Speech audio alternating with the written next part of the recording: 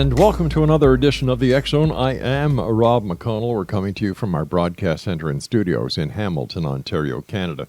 If you'd like to send me an email, xzone at xzoneradiotv.com, on all social media sites, X Zone Radio TV. For the channels and programming available on the X Zone Broadcast Network, visit xzbn.net. And if you're watching us around the world tonight, you're watching us on Simul TV, Channel 21.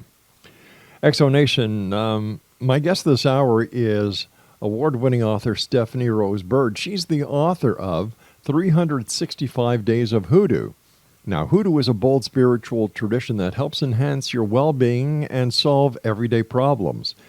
This practical do-it-yourself guide shows how to use spells, rites, recipes, mojos, and curios to enrich your life and be ready for whatever comes your way. 365 Days of HooDoo starts by providing the basics of HooDoo and then gradually building your knowledge day after day. You'll discover the essential components for your practice, how to master the parts of your life that seem out of control, and the way HooDoo can improve love, prosperity, protection, and much more. This impressive book also features lore, prayers, potions, altars, baths, and meditations. As I was saying, our guest is Stephanie Rose Bird, and she is a hereditary intuitive, contemporary root worker, solitary green witch, and visionary. She has been involved with paganism, mysticism, and the occult for over 30 years. She is a practicing visionary and spiritual artist specializing in painting. Stephanie offers healing workshops, rituals, retreats, and classes across the country. Her website, www.stephanierosebird.com. And Stephanie, welcome to the X Zone. Hello, thank you. First of all, Stephanie, how would you best describe HooDoo to someone who has never heard of it before? HooDoo is a practice of folkloric beliefs and various practices that are distinctly American, had sort of a strong root base in the South, but right. Also various states in the country. Now, how did you get involved as, are you what we would call a HooDoo practitioner? Yes. Okay, how did you get started in this, dear? Well, before I got involved in HooDoo, I was a green witch and practicing shamanism, and I really am very sort of keen on my African American ancestry and right. Culture and what's going on in Africa spiritually and so forth. And HooDoo attracted me because there have been traditionally many African American practitioners, and a lot of the original root work is from African American informants. Now, what is a green witch? I've heard of a white witch, I've heard of a dark witch, but I've never heard of a green witch. What is that? A green witch is like a hedge witch. So we practice healing kind of brews and stews and things from the garden, herbs. We're master herbalist, and into aromatherapy and things like that.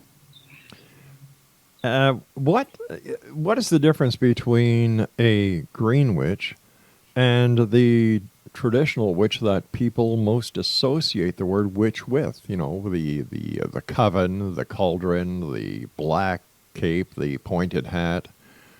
Yeah, I think all of us. I can't really speak for the other practices because they are not my own. Sure, but I can say that in green witchcraft, there is a preponderance of interest in Mother Nature, in the earth goddesses, in plants and plant wisdom, and using them to help.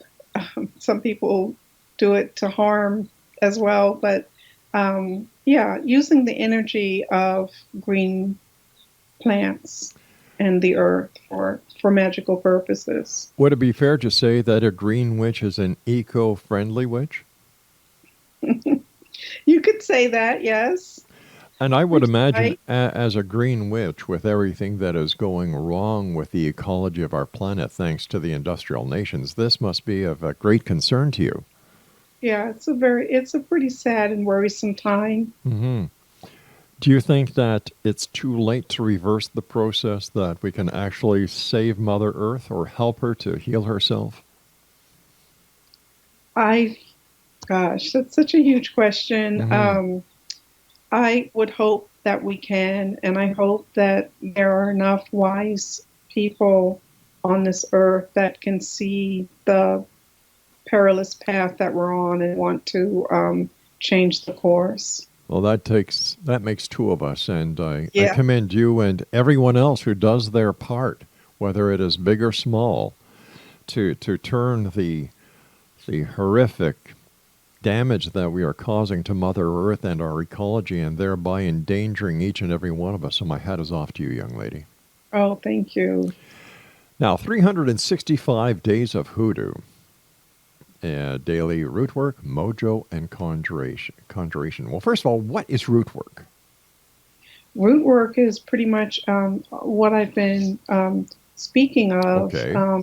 We work with particular roots and plants, herbs, Mm-hmm. um, but also with stones and you could say sticks and different kinds of materials from nature and the earth. Sometimes animal parts, coins. Mm-hmm. It's quite vast. It is, eh? All right, now, so that would be the herbology aspect of what you do, right? Yes. Okay, now, mojo. How do we describe what mojo is? Oh, Mojo is really fascinating because it's so rich and Mm-hmm. dense. I feel like inside of the Mojo bag, there's like the whole world. It's like a microcosm of the world. Mojo is a kind of energy. That's how people in common parlance use mojo to speak Mm-hmm. about energy. Oh dear, Oh, sorry these about things that. happen. No problem, dear. um, yeah, mojo is a difficult word to describe, really. Mm-hmm. But the bags and that you can wrap your head around the mojo bag Right. itself as an object of magic and imbuing power into the world and kind of holding it as your seat of power. And I would imagine a conjuration is a spell? Yeah, conjuration is kind of like to pull up. Mm-hmm. So it's really, when you want to conjure an idea, like you want to kind of pull it out of thin air. Right. Conjuration is dealing with the spiritual nature of the world and the environment. And we can use the 365 days of hoodoo to help us in our personal lives, our professional lives, and Absolutely. excellent, excellent. Now, when we come back, because I've got to take a commercial break in about a minute from now, and I don't want to start something and then not be able to complete it with you. When we come back, I'd like to talk to you and have you give us examples of how hoodoo can help each and every one of us. And will you be able to help us with that? Of course. All right, Yeah. X Zone Nation. My guest this hour is Stephanie Rose Bird, and she just lives outside of Chicago, Illinois. And if you'd like more information about Stephanie, her website is stephanierosebird.com. That's www.stephanierosebird.com. The name of her book is 365 Days of Hoodoo, Daily Rootwork, Mojo, and Conjuration, and is published by our good friends at Llewellyn. This is the X Zone. I am Rob McConnell. We're coming to you from our broadcast center and studios in Hamilton, Ontario, Canada. Don't forget, you can always get your complimentary copy of the X Zone Chronicles online at www.xchroniclesnewspaper.com, and that is spelled XCHRONICLES newspaper.com. And for a listing of all the program available to you 24/7, 365 on the X Zone Broadcast Network, visit www.xzbn.net. You're listening and watching the X Zone Radio TV show with yours truly, Rob McConnell, coming to you from our broadcast center and studios in Hamilton, Ontario, Canada. Stephanie Rosebird and I will be back after this short break. Don't go away.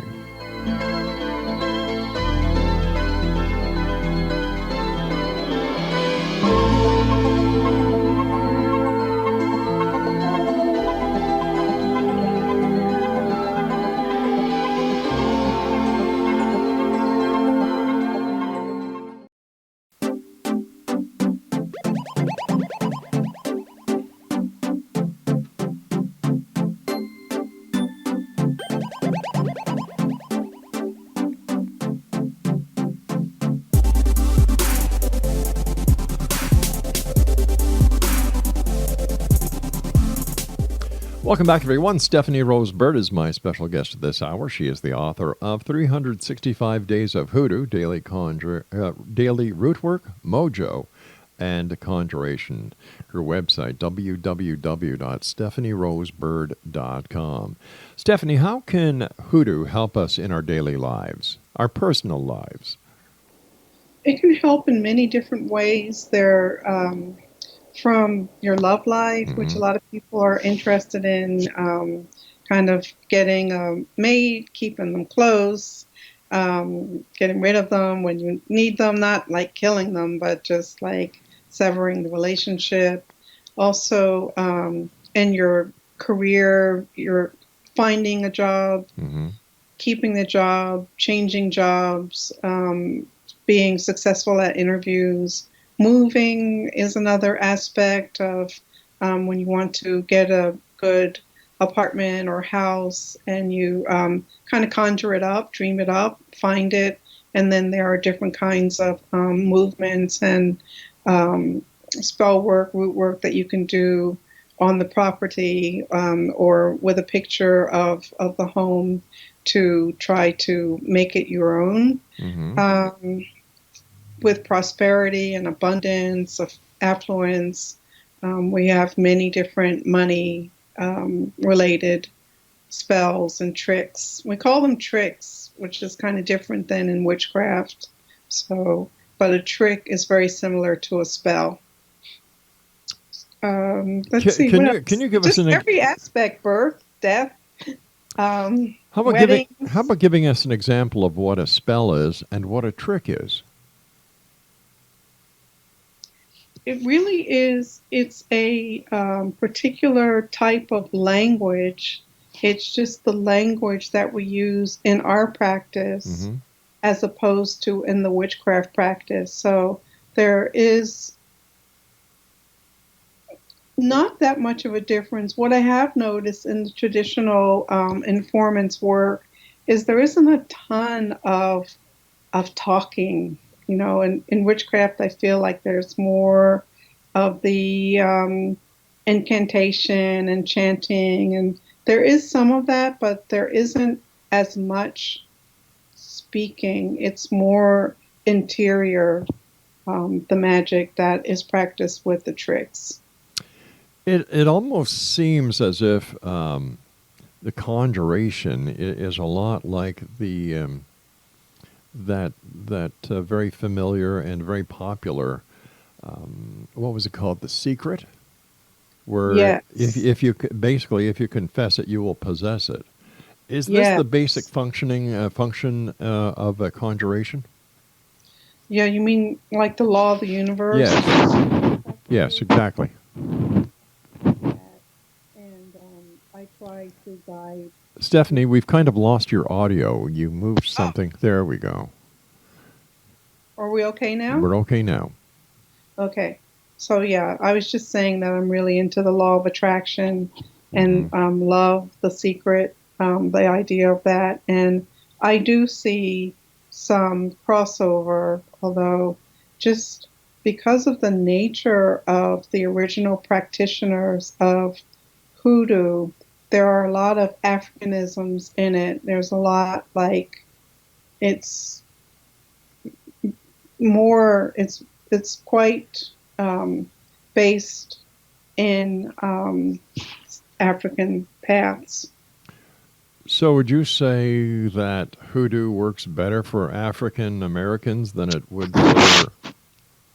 Whoops. No, We, no, not say that. Stephanie, I don't know what you just did, but you kind of... We lost your audio again. Are we there? Are we okay now? We are okay now, so if I'll you're... stop touching things. Thank you. That'd be great. That would be great. Okay. So would it work? So- Would it work better for an African American, or it doesn't matter who you are, because once you understand the principles, once you understand the theory behind it, as well as the language, and how it works, anybody can use it. That's true. And it's pretty colorblind. Excellent. And there have been great practitioners Mhm. of just the rainbow of colors. So it doesn't matter at all what color you are to be a good hoodoo. Practitioner. I think that sometimes, like, people, I have people write to me and they are just so happy.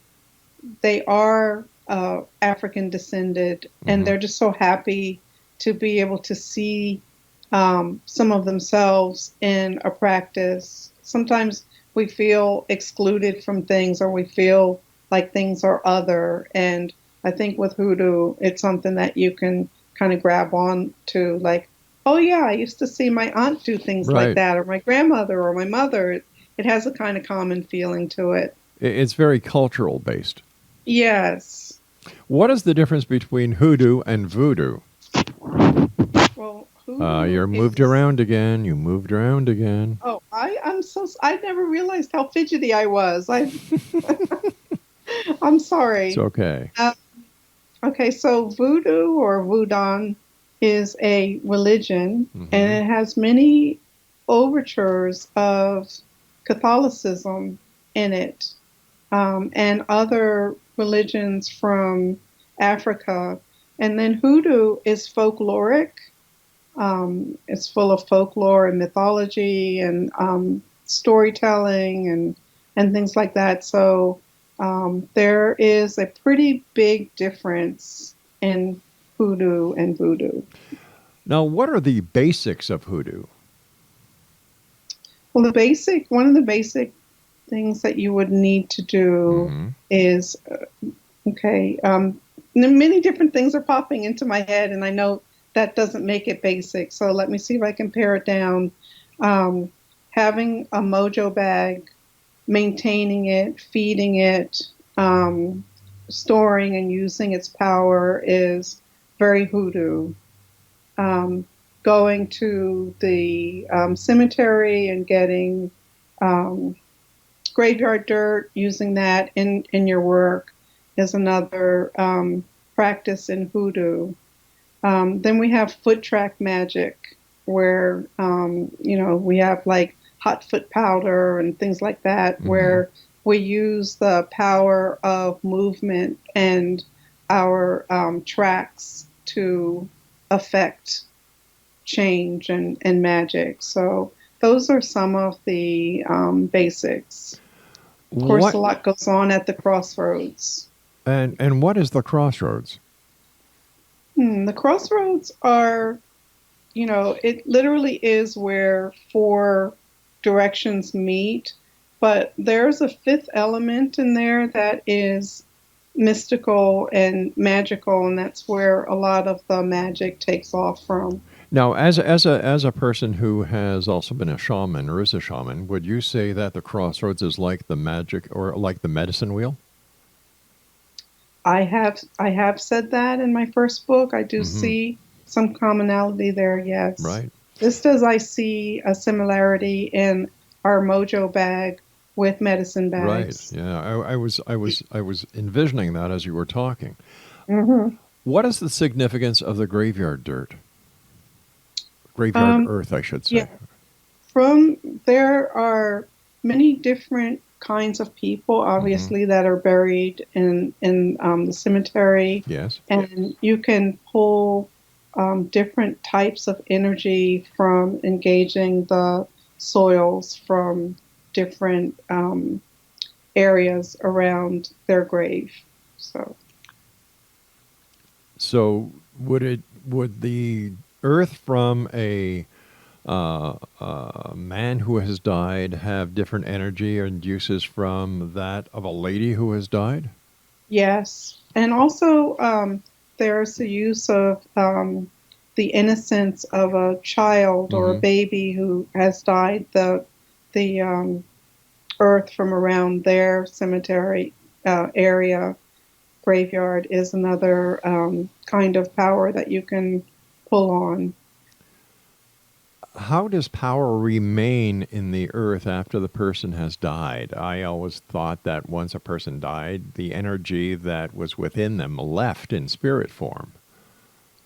I feel that it disperses Hmm. into the soil. Just there are like their remains Okay. are there, so um, parts of them has dispersed into the ground, into the earth. So And how long after a person has passed away and been buried is that earth good enough or been charged enough to be used in a ritual or a conjuration? yeah, it's usually not brand new soil. Hmm. It's usually someone who's been there for a bit that you would use it. All right, Stephanie, stand by. You and I have to take our news break at the bottom of the hour in Exo Nation. I'm Rob McConnell. This is the Exxon, a place where people dare to believe and dare to be heard. It's a place where fact is fiction and fiction is reality. And we come to you Monday through Friday from 10 p.m. Eastern until 2 a.m. Eastern on the Exxon Broadcast Network. And if you're watching us around the world, you're watching us on Simul TV, channel number 21. And we'll be back on the other side of this short break for the news, for all of you who are with us on the radio. And interesting topic, 365 Days of Hoodoo by our guest this hour, Stephanie Rose Bird. And her website is www.stephanierosebird.com. And we'll be back. Don't go away.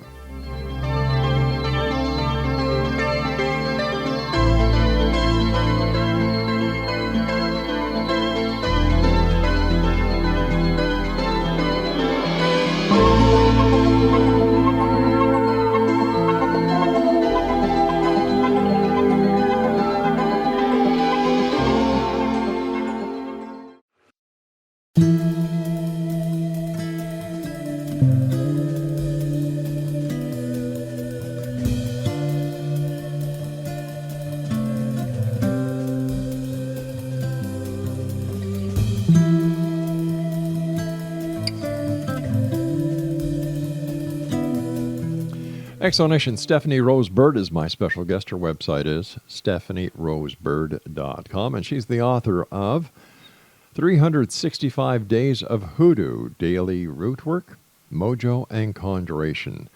And once again, her website is stephanierosebird.com. Stephanie, based on your experience having dealt in this genre for 30 years, what is the number one reason why people turn to learning hoodoo?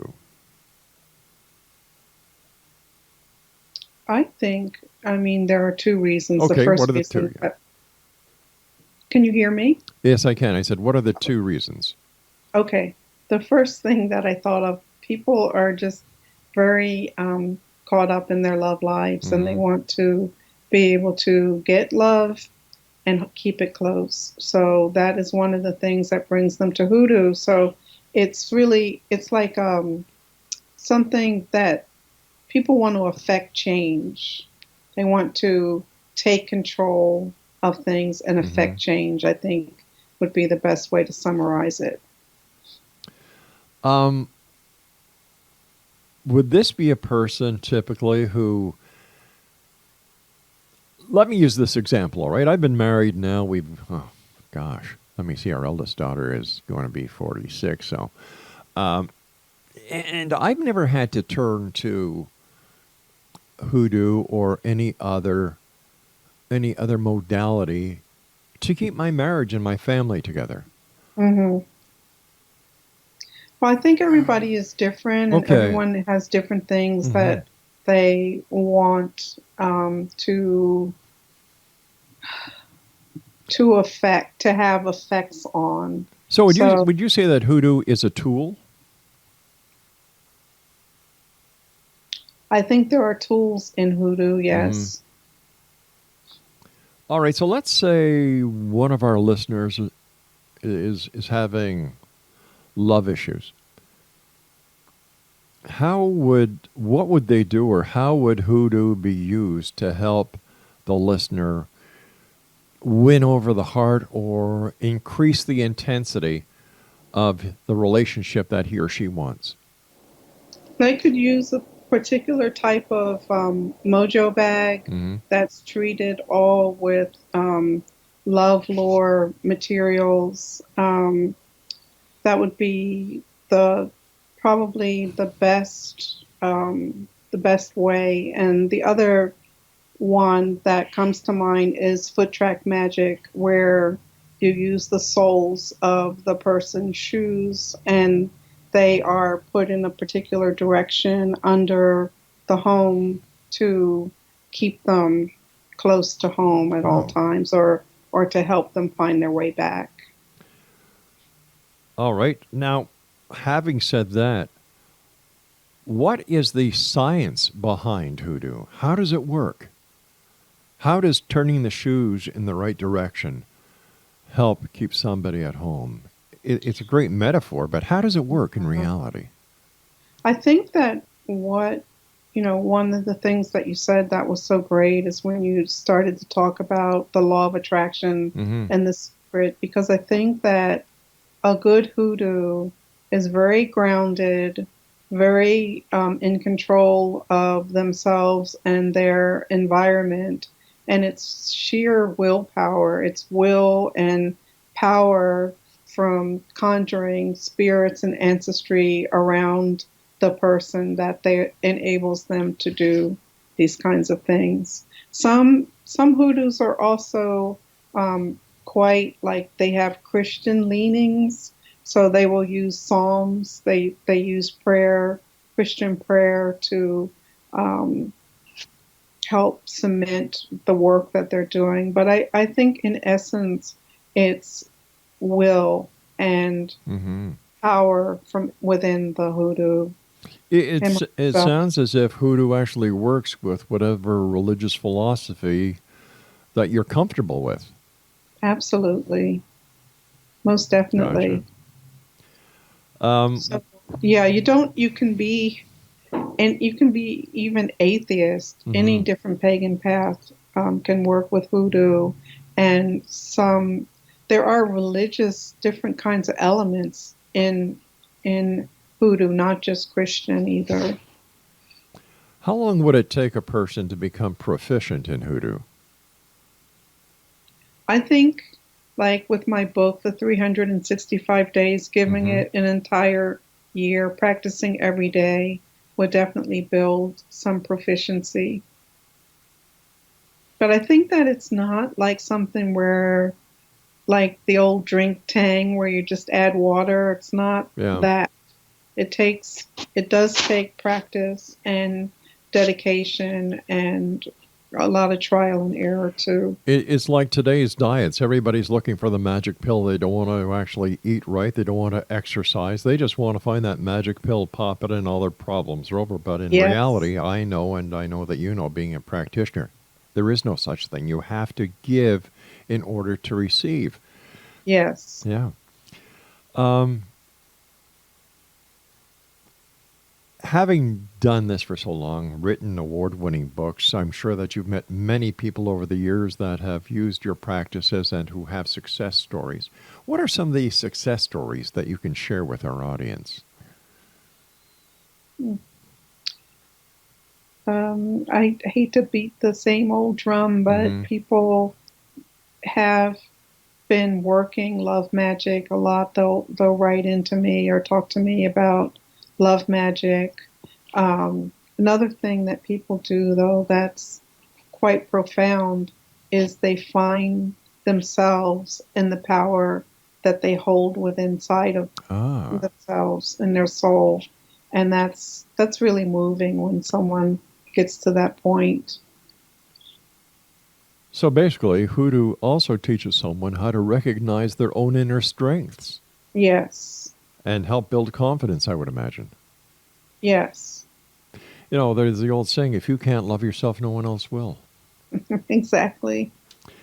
All right, so I understand the love, how it improves your love, and I think it's wonderful, especially since it helps people to recognize their own power, because I firmly believe that the answer to every question or every problem we have can be found in the person on the other side of the mirror when you're looking at your reflection in the mirror. Yeah. And I love philosophies like hoodoo that actually help the person discover themselves and to bring themselves to a point where it helps build self-esteem as well as gives the person the purpose and the ability as well as the tools to make this happen. Yes. Protection. When I was reading the information about your book, it said can improve love, prosperity, protection, and much more. How can hoodoo help with protection? Well, again, it's the one of the parts of the protection magic that I like a lot, or is the mojo bag, Right. and putting specific elements into the bag, and then feeding the bag, and keeping it on your person, keeping it around where you sleep, and traveling with it. The mojo bag can. There are many different tricks for protection surrounding the mojo bag. It also sounds as if there's a lot of Native American or North American Native methodology, because they believe the protection of salt. Yes. Smudging. Mm-hmm. And it seems that there's also a little bit of feng shui in here as well.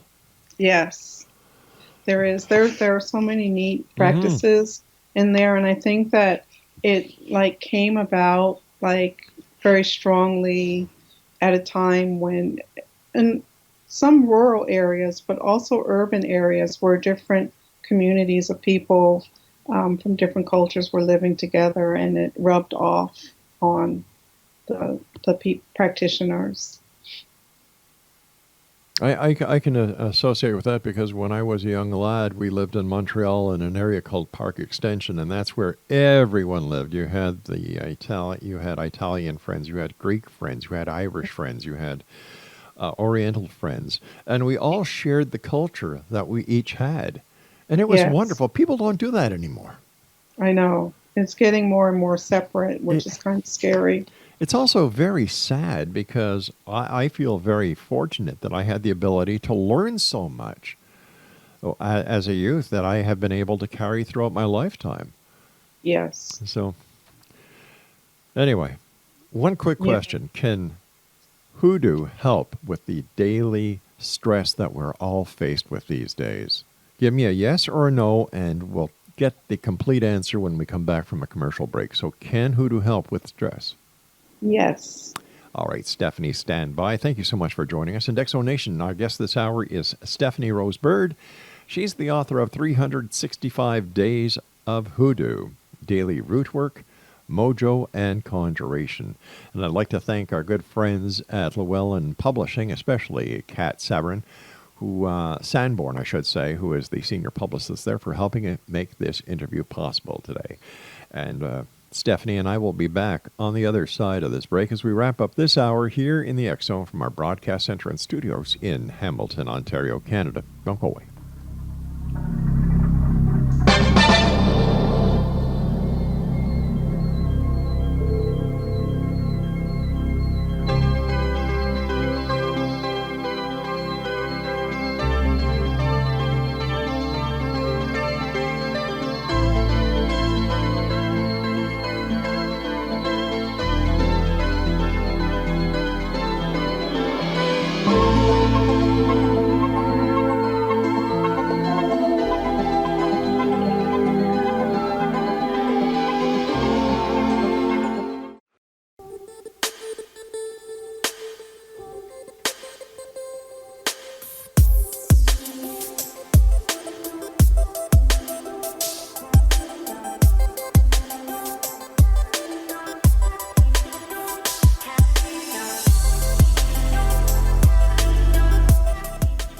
Explanation, my guest this hour is Stephanie Rose Bird, and she is a hereditary intuitive, contemporary root worker, solitary green witch, and visionary.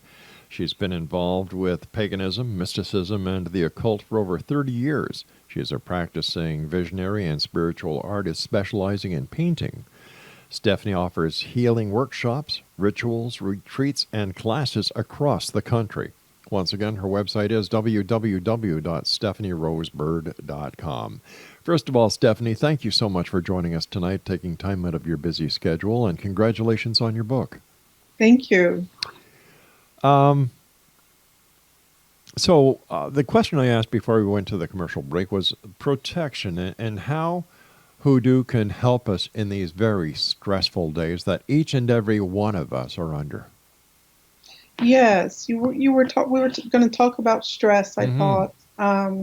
And I really like the combination of the elements in hoodoo to kind of, I don't know, it sort of deflates the stress. Like when you can do something as simple as lighting a candle, a white candle, or a purple candle, blue candle, something of a high spirituality. Sometimes when you're really low, like more of an orange kind of or yellow candle to energize you and your space.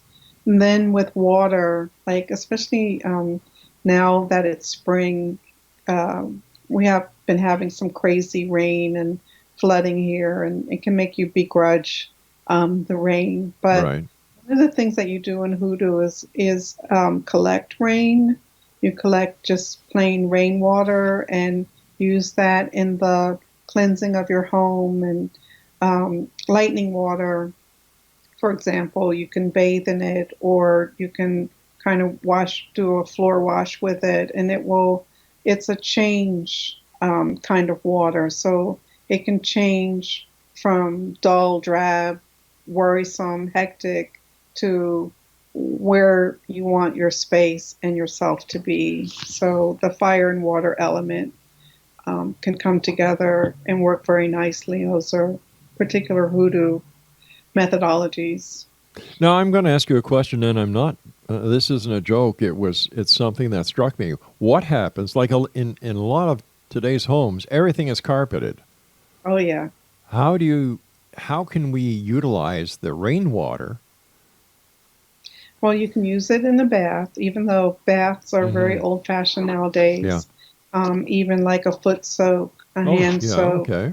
So you can take it down to the smaller levels. And also like a pine wash or something like that. That would be, I have hardwood floors, so I'm working from my center. That's my center, is having these hardwood floors, and so I think about what to do with them. And I have a lot of wood in my home, like trim and things like that. And so I think if you don't have wood trim or stairs or anything like that, you can still work the countertops and tables and glass, like whatever surfaces you have of your furniture, you can still work with essential oils and the different types of waters and things like that.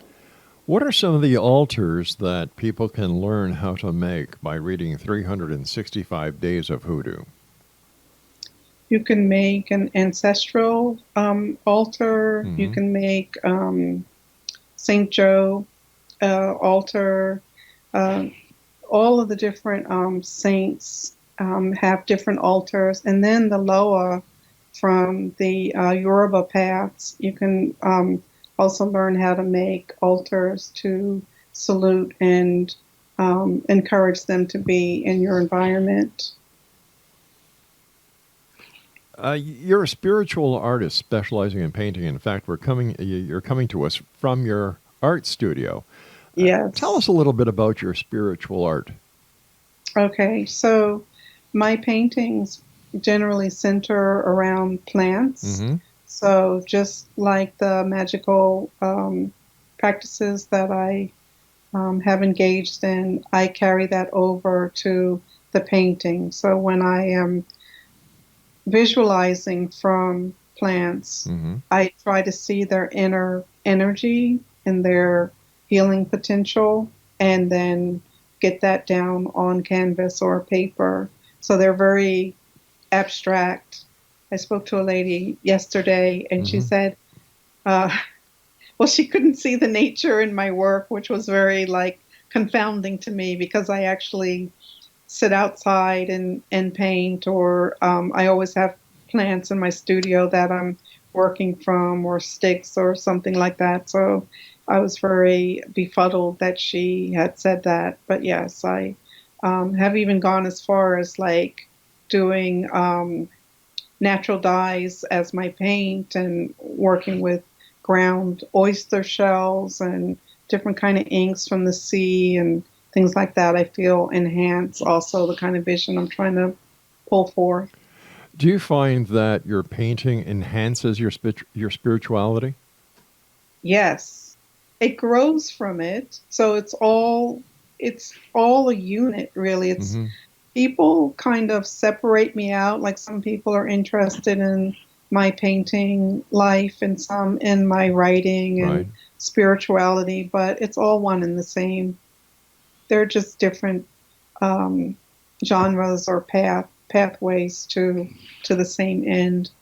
And how important is meditation in hoodoo? I feel that it's very important to ground and center, so that, again, so that you can pull from your center core to be able to put forth the kind of magic that you want in the world. So I feel that it's very important.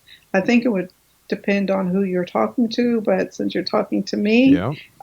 yeah, it's very important. You were mentioning lighting candles before, and you gave Yes. different colors. What is the significance of a colored candle? For example, white. You mentioned purple. You mentioned blue. Yes. Each of the colors, like I go through them Hmm. in the book, um, but they all have different significances. Like red candles are used a lot in love magic, green in money, prosperity magic. I like the blue, purple, white because it's high frequency spirituality. Hmm. So it's really um, elevates and gets you connected to spirit. So I particularly like those three colors. Before we go, I'd like to know more, and I'd like you to share with our listeners some of the workshops and ritual retreats that you offer. I do women's retreats, Hmm. and I do a lot of like botanical crafting kinds of workshops. Like I love working with henna, making natural soaps, things like that. But yeah, I do. I like to do retreats, gathering. It seems like women gravitate towards me, so a lot of women come to my retreats and workshops, but they are open to everyone, and I encourage everyone to come. So they Hmm. are the nexus between or within spirituality and creativity is what I am offering. And I would imagine all the information about your retreats, your courses, your workshops, and classes can be found on your website at www.stephanierosebird.com. Yes, and on my Facebook page, I Hmm. have an author Facebook page, and I always post any upcoming workshops that I'm having there and on Twitter. But the connections to those my social media is through the www.stephanierosebird.com, that website. Stephanie, we've got about a minute left. What are your final words or your final thoughts that you'd like to share with the X Zone Nation? I would say, please don't be afraid of hoodoo because of the sort of shallow, lowbrow, like crazy movies that you Hmm. might have seen from a long, long time ago. It can be a very positive, healing path, very empowering path to help you make change in your life. So I would really encourage you to give it a try, and not just give it a try, but stick with it for 365 days so that you can really get to the root of the matter.